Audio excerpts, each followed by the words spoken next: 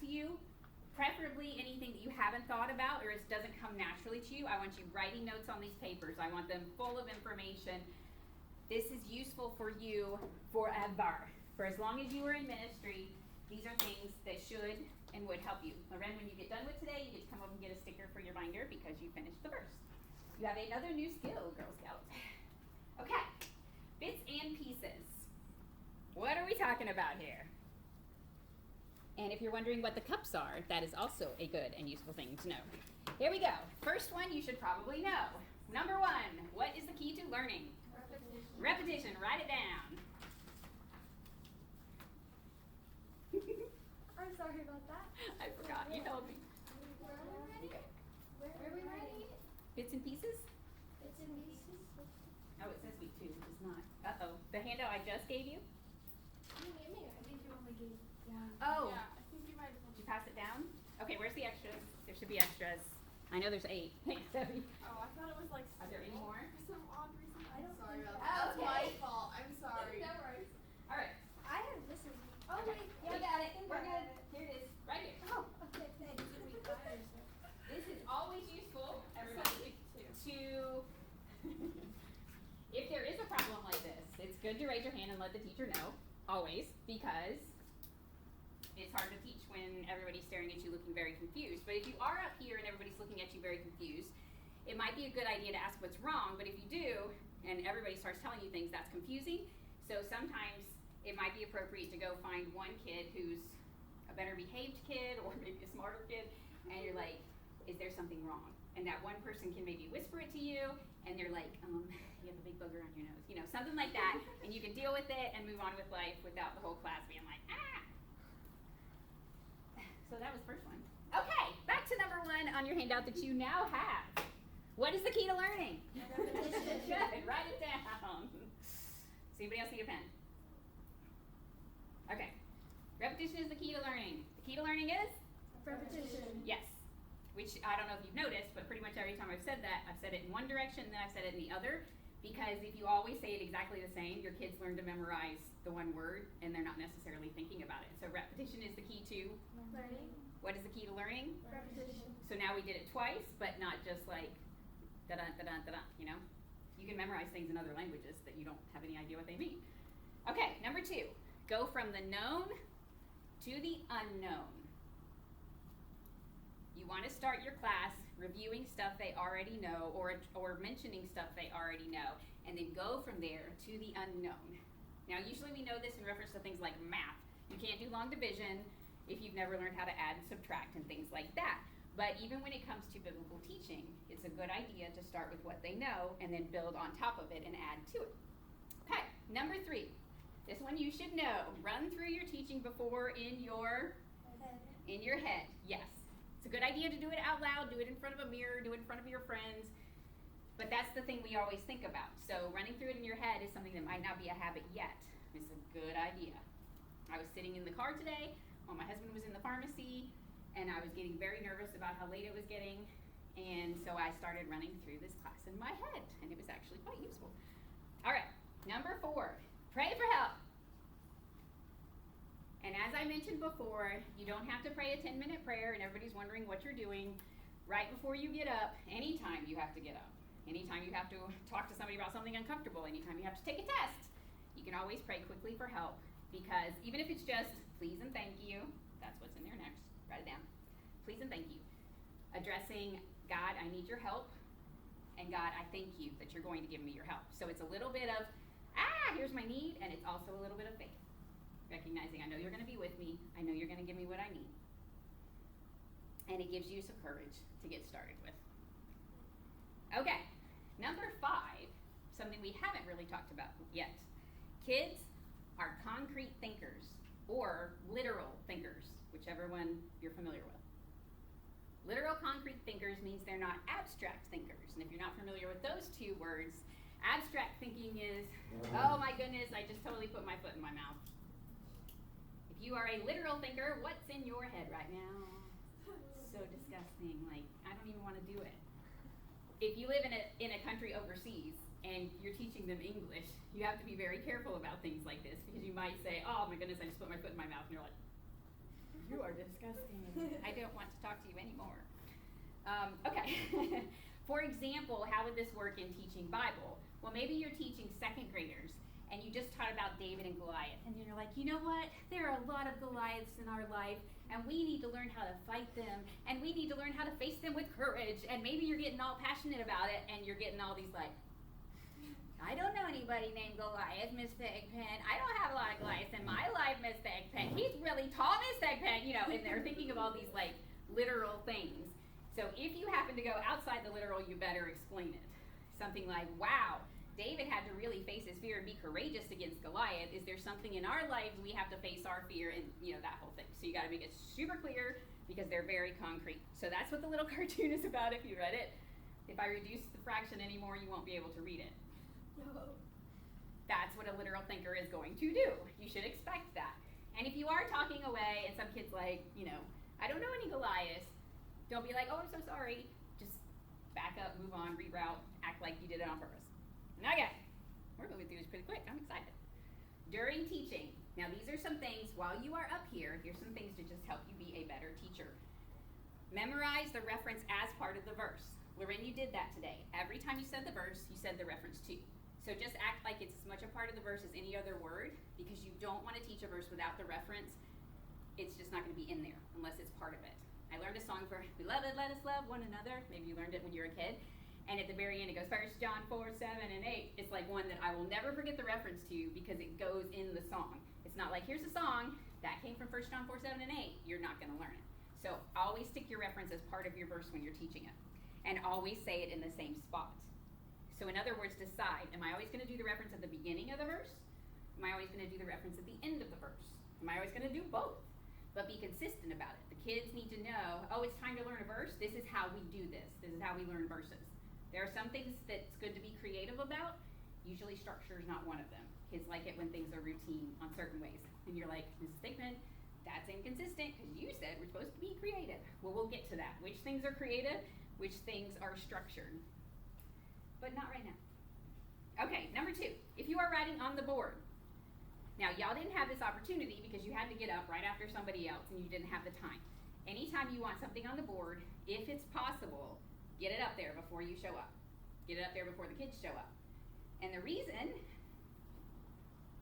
the third line, turn your back on your kids as little as possible. Say you've got a bunch of kindergartners, 30 of them. That's a lot of kids. And you start writing Psalm 139, which is a very long chapter. And you're writing. What's going to happen? After about 10 seconds, 20 seconds, 1 minute, they start whispering. The kid who's been wanting to poke so-and-so is going to poke so-and-so. Some other kid throws something. And then some kid starts crying, and you turn around, and they're like, he did, blah, blah, blah. But you didn't see it. The other person's like, no, I didn't. And you can't address it because you don't know who's telling the truth. And now you've got chaos in your classroom, etc. Okay, so the middle one is, or have them write it along with you. So if they're older kids, that's a good opportunity to say, I'm going to write this on the board. I want you to write every word I write on your piece of paper. And so as you're writing, they're writing. So they're busy. And it's also a good way to stick it in their heads. Okay, number 3. Leave as little empty space as possible. This is one of those things that just gets easier the more you do it. So for example, when I was passing out papers, I was also asking questions. Do you have this? Do you have that? Or if you're doing something like, say, you've got a review game and you're waiting for something to happen, you can always say, okay, hey, so-and-so, can you stand up and tell us the verse we just learned this week? Or let's all say the verse while we're waiting for so-and-so to show up. So what you don't want is that, like, nothingness. It's an opportunity. And you want to stay in charge of your classroom. So it's not a sin, it's not the end of the world, but your classroom will go more smoothly if you're on top of it. Okay, turn the page. We are on it. This is great. Now you may notice that there are some things highlighted. The things that are highlighted are basically like example things to say. Because, these are abstract concepts in some ways. It's like, well, how do I do that? Here are some examples. So number 4 is avoid open-ended questions to the whole group. Now we're going to start going a little slower. Let me give you an example. Okay, today we taught about David and Goliath. And we talked about sometimes you have to face the thing that you're the most afraid of and everybody else is afraid of, and you have to have courage. So I want you all, have you ever had a time when you needed some courage? Can you tell me what that is? That's an open-ended question. Or you can think of something like, are there times in our lives when we need courage? How do we get courage for the times in our lives? This is an open-ended question. Or like a better one, that's actually a yes or no. You could do that with yes or no. But if you said something more like, what do you think about David when he did this? That's an open-ended question. That's asking for a paragraph answer. Just so you know, open-ended questions are fantastic when it comes to conversations.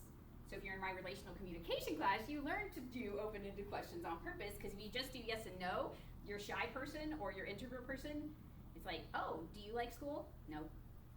Is there any subject you like in school? No. We having a great conversation? Nope. And you probably all talk to somebody who's like that. You're trying to make friends with them, and they're just kind of like, yes. What's your favorite subject? Sport. I mean, that could be like a totally fun conversation, but they're just like, nah. And so if you're like, why do you like, he said, what's your favorite sport? Basketball. Why do you like basketball? That's an open-ended question. You can't just say yes or no. It's fun. So they could be rude, but usually that opens it up to their opinion. We get a whole paragraph answer. Now we're having, you're not all tied up inside. Like, I suddenly have to go to the bathroom, even though I don't. So when kids who are concrete thinkers, if you're doing a verse and say, for example, okay, is everybody ready to go? Now that's not an open-ended question, that's a yes or a no. But if you have 10 yeses and 12 nos, now what do? You need to deal with it, okay? So sometimes it's good to give them very clear instructions on how to tell you yes or no, so that you aren't getting like blah, blah, blah, blah, blah, blah. Again, if it's just a question with an open answer, it's kind of inviting the kids who really want to talk to talk. So, for example, one thing I learned how to do when I was doing this was, if you're ready for us to learn the next verse, which you might be like, they aren't ready, they don't care, trust me. Kids, it's like we're moving on, and you give them any kind of a challenge. You want to give kids succeedable goals. So give them a challenge that they can succeed at, and they're like, ooh, I did it, and I succeeded, and that's good. Kids love that sort of thing. We all do, really. Make yourself achievable goals. Write a list, and at the bottom, write a list, and then you can cross that off first, and you're like, yay, I've already started. So for example, you're like, okay, if you are ready, I want to see you're ready, because you're sitting up straight, and you've got your hands folded, and I see a big smile on your face. And you will watch your classroom, they'll be like, because you gave them something to do that they can do and they can succeed at. Or you can say something, for example, okay, like, who knows the answer? And then you get all these, and I don't know if you've ever been in a classroom where there's that kid, ooh, me, teacher, me, and they start standing up, and they start elbowing people, and you're kind of like, oh my goodness. Maybe you have the best classroom in the world and they don't do that, I don't know. But to avoid always calling on the kids who are basically obnoxious about it, and so the good kids basically get punished for being good, and the kids who are not really behaving very well get rewarded for it. That's not a good idea. So you can say something like, okay, I've got a question, we're going to do our review questions, and if you know the answer, I want to see the biggest smile on your face. So, who was the giant that fought against David? Oh, I see smiles everywhere! And then you want to choose someone who's been behaving and doing a good job and that sort of thing. You'd be like, okay, Rebecca, who is the giant? Great. Okay, and you go on to the next one. And this time, if you know the answer, I want to see your hands folded in your lap. And you'll watch them all do it. And it's actually really fun because they're all with you and there's energy involved. And they're doing things with themselves, so they're active. They're not just sitting there. I wish I had my iPad, Keep them busy if possible. All right, we got 2 more minutes and then we'll have to save the rest of these for next week. Lead clearly, number 5, as to when to start saying verses, when to start singing, when to answer the questions. That may seem strange, like duh. Lead clearly as to when to start. Sometimes it's like, okay, we're gonna sing this song now. God is, so until you start singing, you're just kind of like, should we start, especially if you're waiting for them. Okay, now it's your turn to sing the song. Well, now you get 8 different, and ga. And then it's kind of like, oh, okay, well, and they might start on different keys. Happy birthday, anybody? Happy birthday to you. So, what do? So, you start them. Okay, I'm gonna count to 3, and I'm gonna point to you. And when I point to you, you start quoting the verse without me. You ready? If you're ready, I want to see you sitting up straight, with your hands folded, I want a big smile on your face. Here we go. 1, 2, 3. Boom. Now they know where to start. Maybe not gun fingers, just regular fingers. And they're like, okay, they're ready. Now they've been prepared. They're all set. It's always a good idea to have people stand up too. Again, movement is good. Movement helps them to be active in your classroom. That's nice. All right. We're going to pause there and get to the rest of that next week because we have other things to do. So you may put that away for now. I'm going to teach you a song.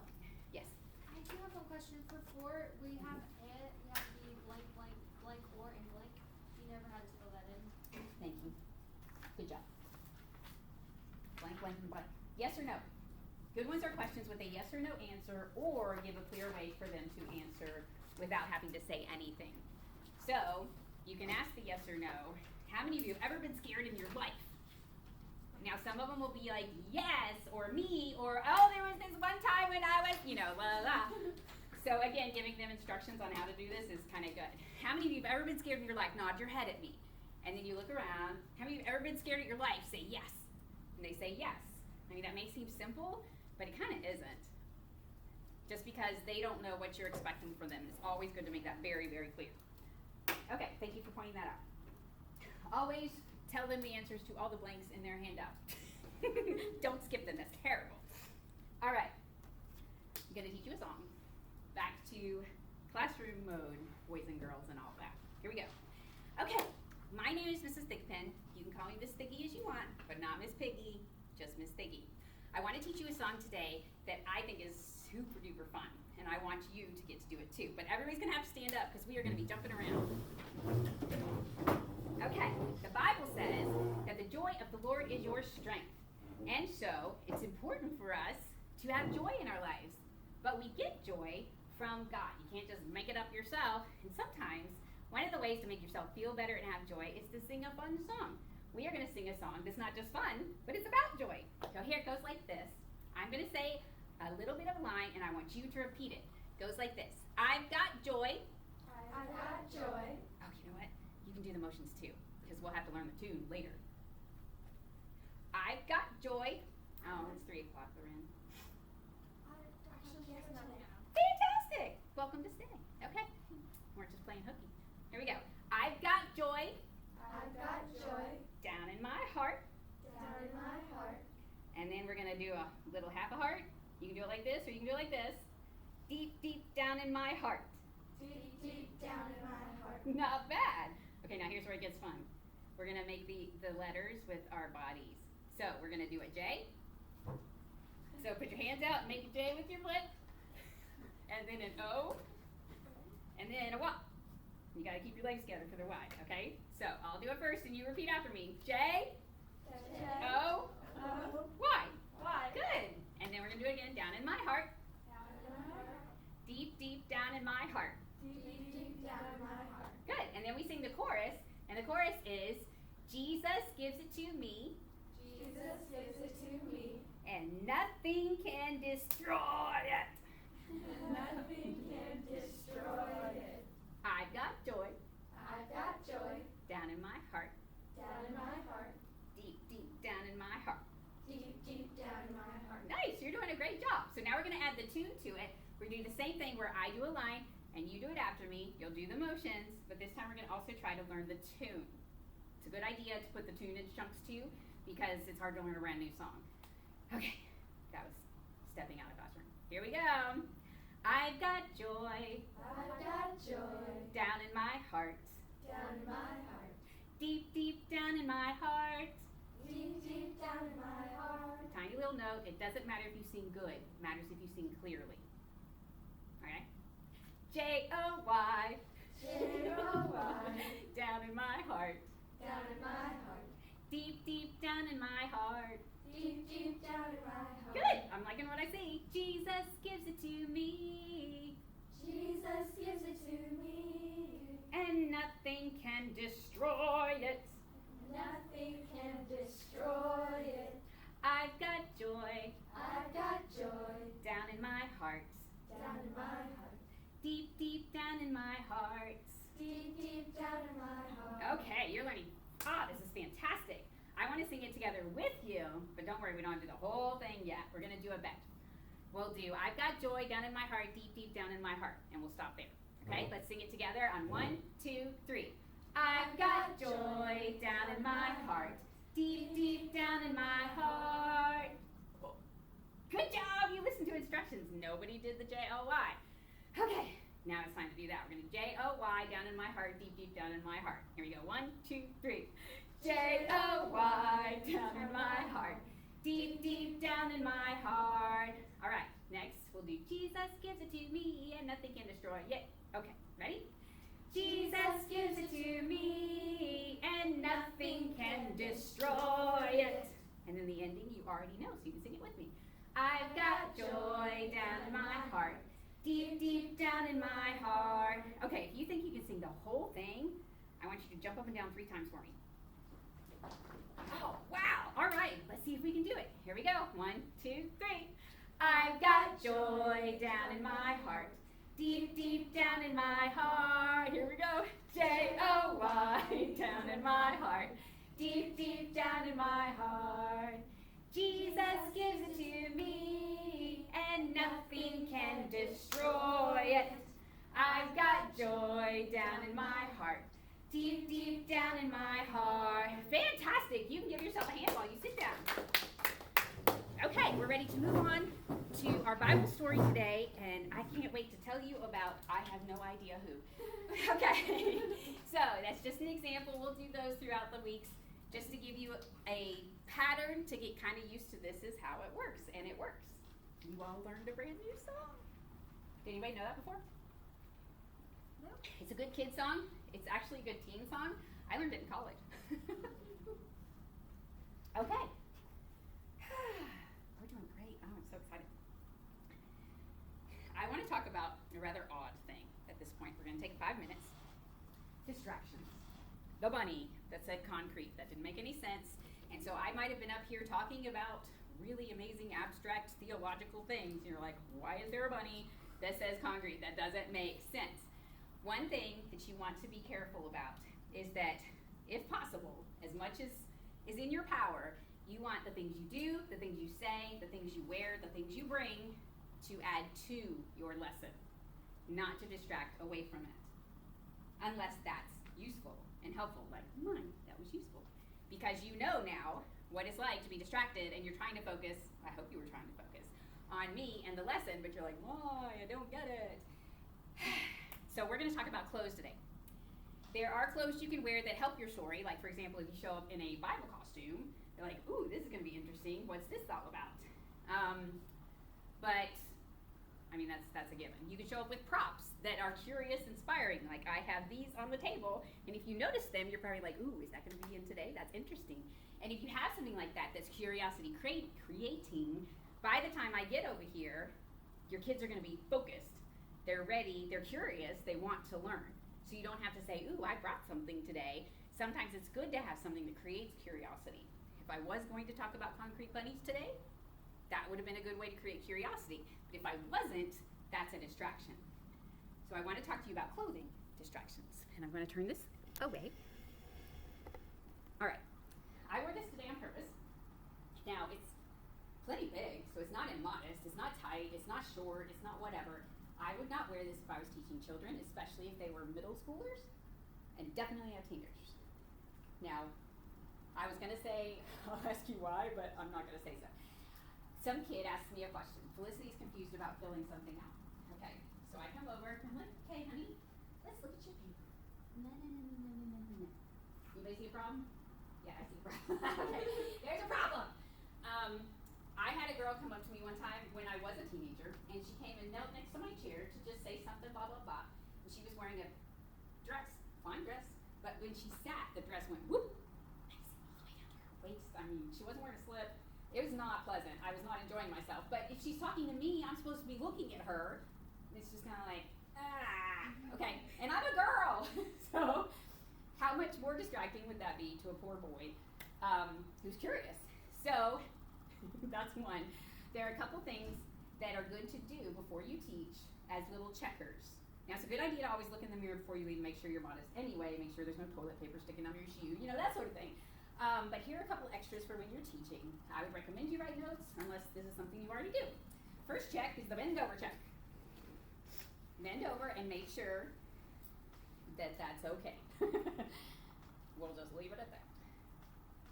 So first is the bend over test. Second is the arms up test. So you're teaching a song and you're like, there is no mountain high enough. Now every kid in class is like, whoa. They're not thinking about the mountain.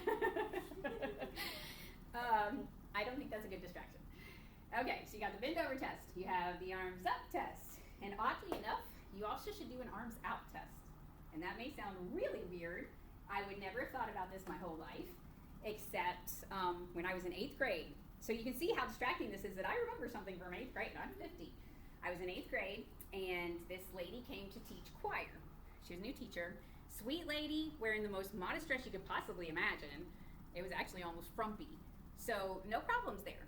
But she got in front of the entire class, and she was directing us like this. And I heard the guys near me talking about, I don't remember exactly what they said, they were like, you can see all the way through her shirt to all the stuff that's inside. This was not a good moment. And of course, I'm not going to be like, teacher, no. So she probably never even knew. But that was a total distraction, especially for these teenage boys. They probably weren't thinking about the Christian song we were singing. So what you want is that everything you do helps your message and that you don't do something that distracts away from your message. I think another thing that's very distracting is words right here. If you're wearing something that fits, because basically you're saying, please look at my chest.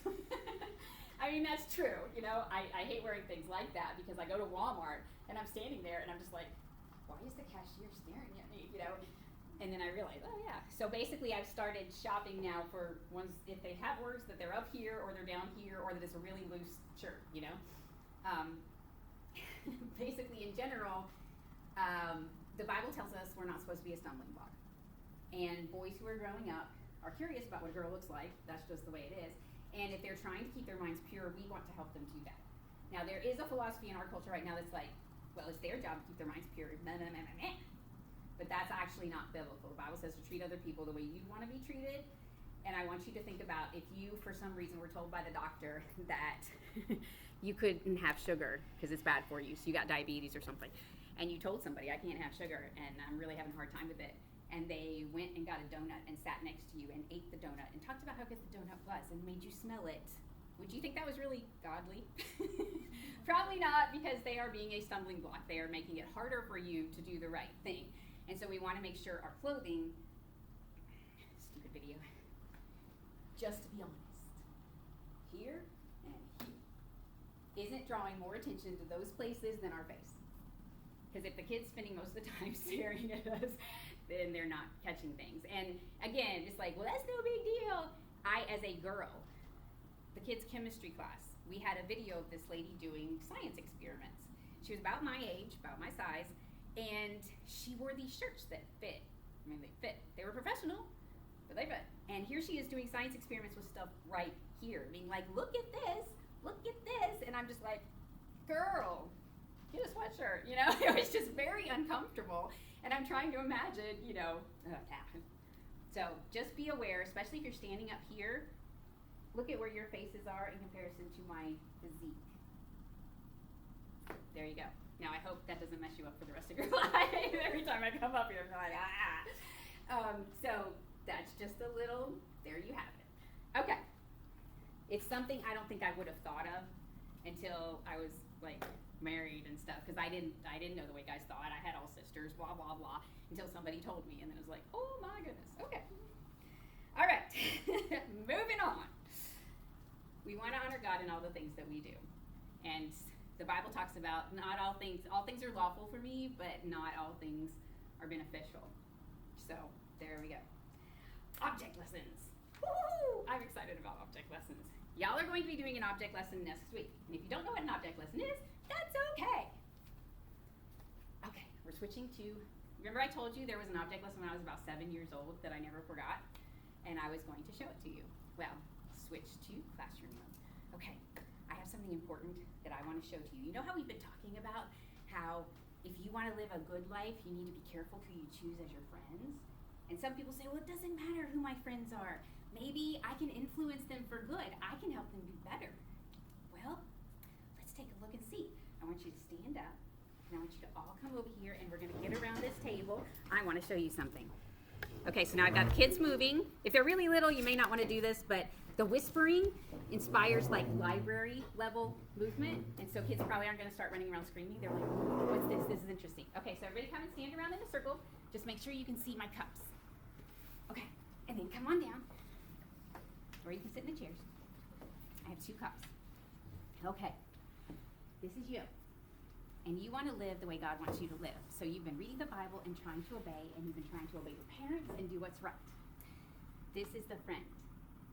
Now your friend, he doesn't believe in Jesus, and he doesn't want to. He likes to watch things on TV that your parents wouldn't let you watch. He's actually disrespectful to his parents, and he says mean things to them and about them.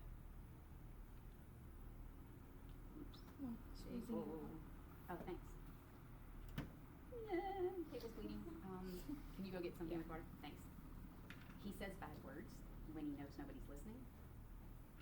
So there are some things in his life that you know God wouldn't be proud of, and it's not something he's trying to work on. He likes doing those things.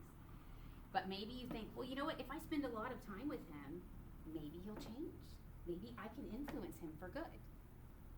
Well, sometimes we can influence people, but spending a lot of time with somebody, you don't just influence them, they influence you. So let's see how this works. You spend time with them, yay. You spend time with them, you spend time with him. Uh-oh, did it make the water clear? No, it didn't. But he's also spending time with you, and spending time with you, and spending time with you. What happened? That's an open-ended question, so you don't want to do that. I want you to think about now, the clean water looks almost as dark as the dirty water, doesn't it? When we have good, close friends, who we choose as our friends, so important, because when more we spend time together, the more we influence each other. So it's okay to know people who don't believe in Jesus and you want to help them do what's right. But the people you spend the most time with and the people who are your very best friends need to be people who love God and want to serve him. It's not a good idea to wipe the table while you're doing an object lesson, but because this is food coloring, I was afraid it would stain it forever. Thank you. But usually in general, that would be distracting. Okay, that is an object lesson. An object lesson is when you take stuff and you teach something from it. I heard a really great one once. Let's go back to our chairs. I don't know about you, but my knees hurt.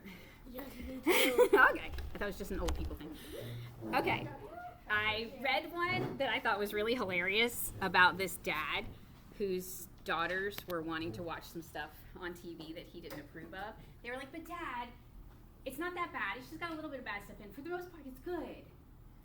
So, Dad was smart. He went and he made a batch of brownies. And he brought them to his daughters. And he was like, do you want some brownies? Ooh, yeah, they're fresh baked and everything. And he was like, I need to tell you, I was mixing, I don't remember exactly how it was, but he was like, I was mixing it outside on the porch, and I went inside to go to the bathroom, and when I came out, the dog had pooped in the bowl, and I got most of the poop out, so there's just a little bit in there. Don't worry about it. You know, you probably won't even taste it. Do you want the brownies? And the girls were like, this is disgusting, la la la. And he's like, but there's only a little bit in there. Ding, ding, ding. So see, you could have lectured them for half an hour, and they probably would have been just like, Dad doesn't understand. But because he used an object, he showed them. And we tend to remember things we can see more than just things that we hear, especially if you're tuning somebody out. So, you this week are going on a hunt for an object lesson. So your homework this week is going to be to find an object lesson. I was going to send you some videos, but I don't need to. If you get on YouTube and look up object lesson, you're going to probably get hundreds of videos. So you can even think of object lesson about kindness, object lesson about the Trinity, object lesson for teenagers, object lesson for little kids, object lesson on obedience. You'll probably find something. There's tons of information out there. Or you can just do a regular Google search, object lesson for Christians. You're going to find one that you like, you're going to do it next week. So obviously find one that has stuff that you can do. Like, if you drive in a ditch, let's not. So something you can bring the stuff for, and you are going to do your object lesson next week. It only needs to be 1 to 2 minutes, so it's not a big thing, just something small, just like that, even less if you want. I remember when we were doing impromptu speeches in speech class, and I had a bunch of stuff up on the table, and you were supposed to just randomly get up and pick something and give a speech about it, which was pretty hilarious, the things that people came up with. But Caleb Chambers happened to be in town. He was away at college, and he'd come back for a visit, and I was like, do you want to join us? He's like, sure. He gets up, he grabs one of these guys, and he talked about basically kind of like your life is what you write on the board, and everybody has a pen, but what you write is your own choice, and la la la la la, and it was like this great object lesson out of nowhere. Other people were like, deodorant's good, and here he is giving people important things. So you can take things, and Jesus loved to use word pictures. He's out on a field, he's telling people about God's care for them, and instead of just saying, God really, really cares about you, he's like, hey, look at those birds. Do they have banks to put their stuff in? He used their terminology. Do they put stuff into storage? Do they gather? No, but your Heavenly Father feeds them. Aren't you better than the birds? Hey, look at the flowers. Look at the lilies of the field, wild lilies growing out there. They're not weaving and sewing, but Solomon in all his glory isn't compared to one of those. Those are word pictures.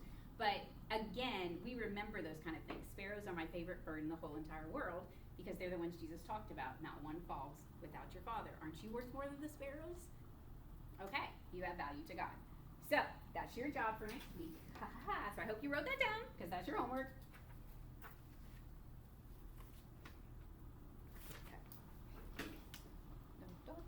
If you want, you can ask people because, people who are in ministry, they might have one that's their favorite, like that one's mine. Practice. Don't wing it.